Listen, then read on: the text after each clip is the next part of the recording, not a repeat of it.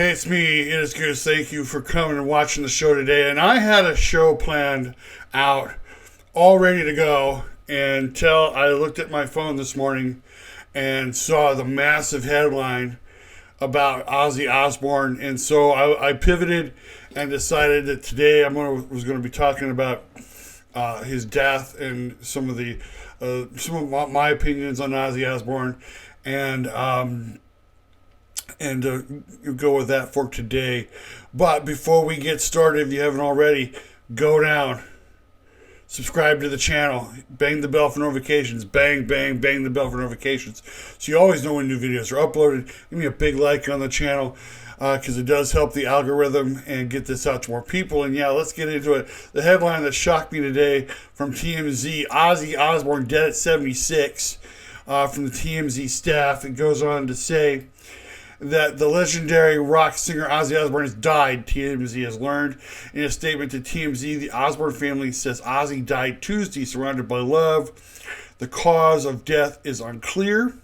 The Osbournes say it is with more sadness than mere words can convey that we have to report that our beloved Ozzy Osbourne has passed away this morning. Ozzy's family continues. He was with his family and surrounded by love. We ask everyone to respect our family privacy at this time. Ozzy is most famous for heading up the group Black Sabbath, founding the iconic rock band in Birmingham, England in 1968, alongside Tony Iommi, Geezer Butler, and Bill Ward. His death comes just weeks after Ozzy performed one last time with Black Sabbath. The band received numerous accolades over the years, including 2 Grammy Awards and a 2006 induction into the Rock and Roll Hall of Fame. Among their most famous songs, War Pigs, Iron Man, Paranoid, Children of the Grave, and Sweet Leaf. Despite their meteoric rise to fame, Osbourne was booted from the group in 1979 because of his alcohol and drug addiction, an issue he struggled with consistently over the next few decades. He then embarked on an incredibly successful solo career, which he released 13 studio albums, the first 8 of which all went platinum in the United States. He also won 5 Grammy Awards as a solo artist while penning hit tracks like Crazy Train and No More Tears. During this time, Sharon Osbourne took over as his manager. Yeah, so I saw that this morning and I was in complete shock. And yet at the same time, it wasn't shocking to me. I think that I was talking with Logan earlier about it, and we were both in agreement that I think we were more surprised that he survived this long because of his alcohol and drug addictions, of the many different things that that he was involved in. And as a matter of fact, it's not uncommon for bands to release a band member due to their drug and alcohol abuse. It's happened more on the numerous occasions. But for someone as iconic as Ozzy, his addictions really, really ran deep. There are a few stories that come to mind. I know that there's one that came from the band Motley Crue, and I can't remember if it was Tommy Lee or Nikki Sixx who had reported this story. I'd seen it in an interview that apparently while the two were touring together, and they were out, having a good time and, drinking it up and having drugs, and that apparently in one crazy moment, you could say, when Ozzy wanted something, he needed a fix or a hit, he actually took a straw, got down on the ground, and snorted a line of ants. Now, if that isn't crazy enough, you'd think, well, shoot. So, I mean, the dude must have been super stoned to do that. And you would think that of all the bands like Motley Crue, who are known for their partying, to be hooked up with Ozzy Osbourne, I think was just a match made in hell. That they would tour together, and I don't know how long it was that they did that, but Ozzy reportedly snorted a line of ants off the ground. But then they said it got even weirder because apparently, I guess, the band was invited to Ozzy's room to party up some more. And they said that when they got there, they found a completely blitzed out Ozzy Osbourne, apparently, how can I say this? Defecating and smearing it on the walls.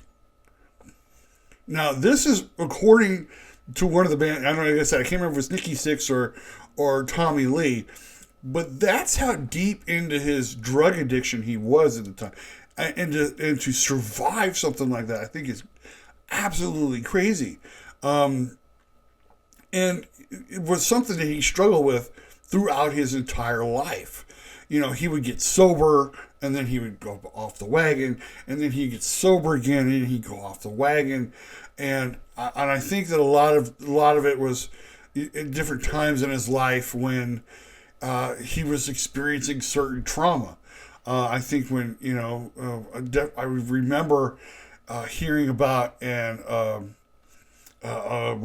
quad accident. You know, he was out riding quads with his son Jack and had an accident. I believe he was the one that had the accident, and he's rushed to the hospital, nearly died, from what some people had said. So it was kind of, again, it's kind of crazy that someone like Ozzy Osbourne would live as long as he has. You would have thought that he would have OD'd a long time ago. And then, of course, I'm talking to my other son, Tyler, about this. We were all kind of like talking about Ozzy Osbourne, today, and he had said, well, apparently, according to more than one person on TikTok, he has a certain amount of Neanderthal blood in him, which I guess has something in, or Neanderthal DNA in him, I guess, that helps, I don't know, absorb or counteract or something with the drugs. I mean, that doesn't completely, I think, damage a person, but a lot of people, and I'm just being honest when I say this, there are a lot of people who believed Ozzy Osbourne was going to die years ago because of an alcohol or drug overdose, and he somehow survived. And then him and his family, they go on to have that crazy MTV show for years and years. He was, I guess they were considered like one of the first reality TV shows to become very, very popular, because you were inside the home of a rock star and his wife and his two kids. And matter of fact, Ozzy has, I think, and I have another article, but he's got at least, I think, 3 with Sharon. And I had 2 daughters with Sharon and 1 daughter. I think Amy decided she didn't want to be on the show. But even then, they've said, I think Jack and Kelly have both come out and said, yeah, it's supposedly unscripted. It's unscripted television. But you have producers sitting there going, hey, wouldn't it be great if you picked a fight with your neighbors and started throwing ham over the fence? I mean, that was the one episode I think that kind of got me. What are they doing? This is crazy. This is madness. This is madness, I tell you. And of course, it's Ozzy Osbourne. It's pure madness.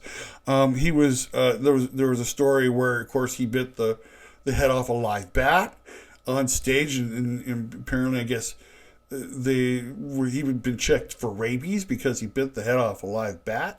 And the story goes with that is that he didn't realize it was a live bat. He thought it was like a prop or something. Thought it was like a rubber bat, and so he picked it up and chomped the head off it, only to realize it's a live bat. And I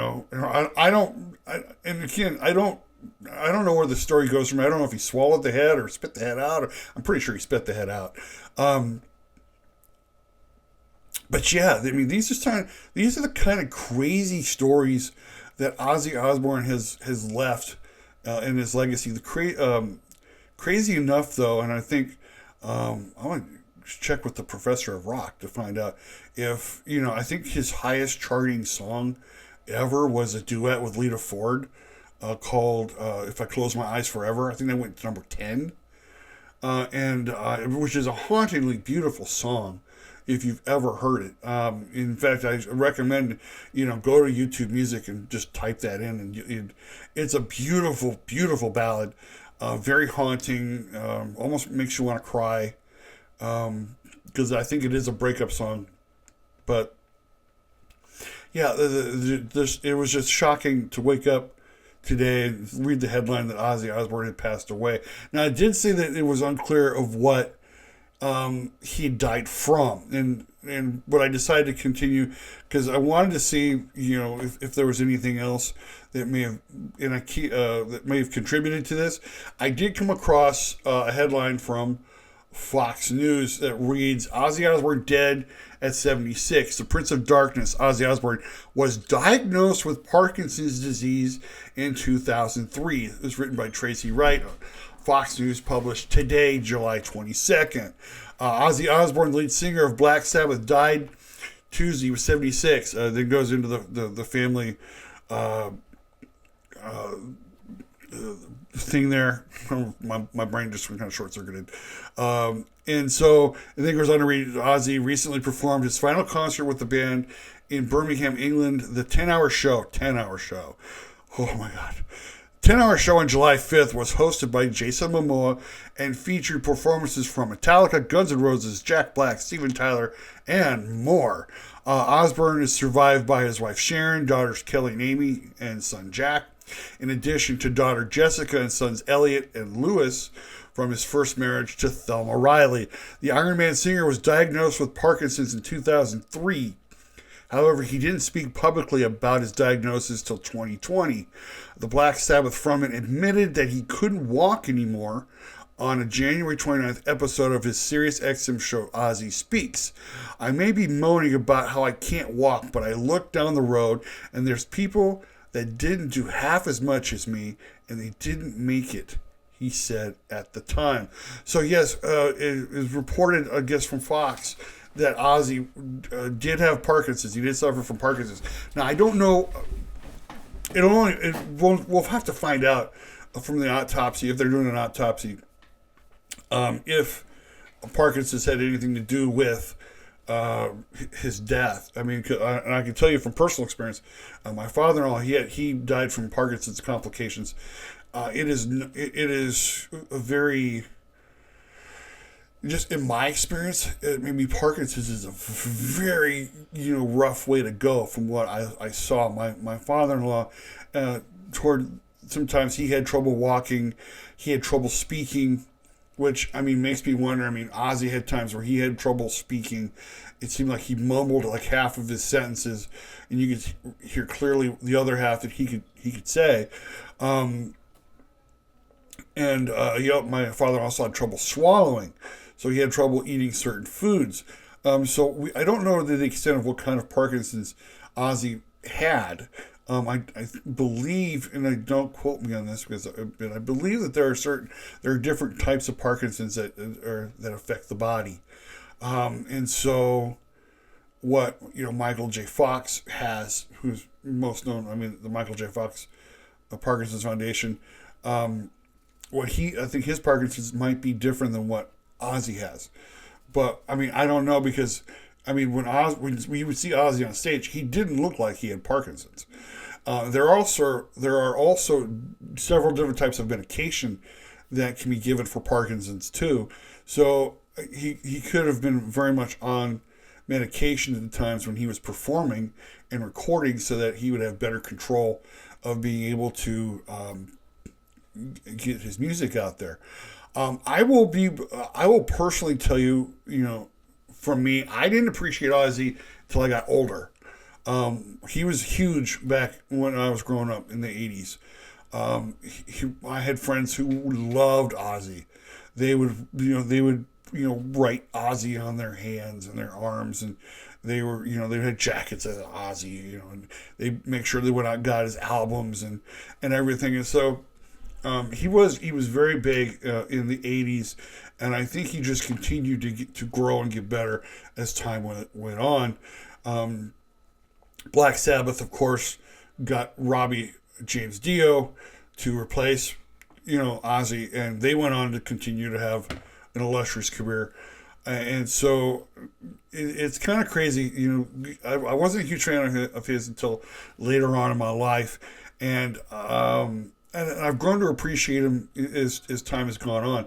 I think that the only thing about Ozzy, I wish, as far as musically, is that if he had not been so into the drug scene at that time, what could we have really have gotten? Could we have gotten more out of him at the time? I know that one of the things, and I saw this before I came on air, was that he there was that very famous, when he at the Dodger Cub game when he did take me out to the ball game and was completely lost. I mean, he's from England, so he does. I don't think he even knows a song, and just mumbled his way through the whole thing. And so some people consider, well, maybe that's when they realized the Parkinson's because he mumbled his way through "Take Me Out to the Ball Game."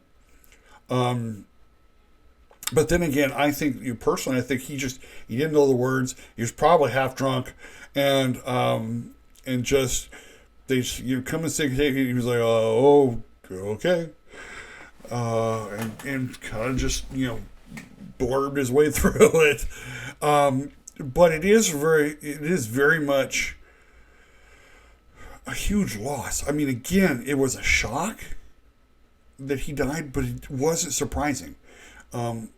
And I had heard that he was not well. But I personally did not know.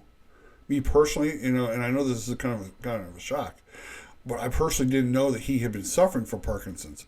I think this was something that he didn't necessarily, how some people they blurt out, every time they turn around, I got cancer, it's like, okay, but I think he was a very.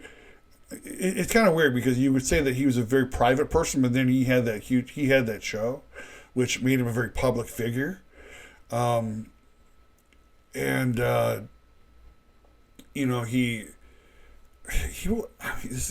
sounds crazy, but he will be missed. His influence continues. I mean, from Black Sabbath on through to today. Tyler had a chance to show me his newest song or his newest video, "Gods of Rock and Roll," and some of the lyrics in there are also very, very haunting, and that too, where you just listen to them and you're like, can somebody pray for me, pray that I survive, survive, me from me, which I think it was. There's something, I don't know, I'm probably paraphrasing those lines, but they were just haunting enough to make me think. You wonder if he was talking about himself. It was, he did do a lot. He done more. He looks back and on his life, and it's like he'd done more, in his life than than the average person. And I don't think he had any regrets. And I think he took the moniker of the Prince of Darkness a little tongue in cheek. But I think he used it to his advantage. And of course he was, being in the kind of music that he did in the 80s with all the satanic panic. He was one of these, I think he was one of these rock bands, along with, Iron Maiden and a couple others that just kind of drove that idea. But he went in that direction and he thrived and survived. And like I said, crazy enough, he was able to be sober, even though there were times, like I said, he would be sober, then he'd go off the wagon, then he'd be sober, and he'd go off the wagon. Unfortunately, I think him and his wife, Sharon, may have divorced. I think they were still very close. From what I heard, and even in some cases, they were still, maybe even still living together, or were still were so close that they would see each other every day. And they very much loved each other, and she did a great job of managing his career and making him the superstar that he is. Ozzy Osbourne will be sorely missed. And I know this is going to sound weird because I sure hope the Prince of Darkness is looking down upon us from heaven. I know it sounds weird, but I just feel like I should say that. All right, that is the end of the show to today. I wanted to give my condolences out to the Osborne family, and I hope, as someone who's lost a parent, I hope that they're all doing well. Um, if you haven't already, go down, subscribe to the channel, bang the bell for notifications, bang, bang, bang the bell for notifications, so you always know when new videos are uploaded. Give me a big like on the video because it does, like I said, it does help me with the algorithm. And get this out, share this out to your friends, your family, your neighbors, and let them know what I'm doing over here. And leave me a comment. Let me know what you think of the passing of Ozzy Osbourne, and if there's any memories you have of him.